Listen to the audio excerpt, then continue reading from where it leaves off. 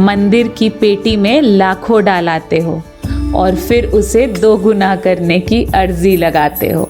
अगर यही लाख इन बेजुबानों की सेवा में लगा दो, फिर अर्जी लगानी भी नहीं पड़ेगी और किसी मंदिर के चौखट तक जानी भी नहीं पड़ेगी, क्योंकि स्वयं भगवान इन बेजुबानों में बसते हैं और हम मूर्ख इंसान मंदिरों में भगवानों को ढूंढते हैं। कर्म ही पूजा है, कर्म ही ईश्वर, कर्म ही परमात्मा। जय श्री कृष्णा।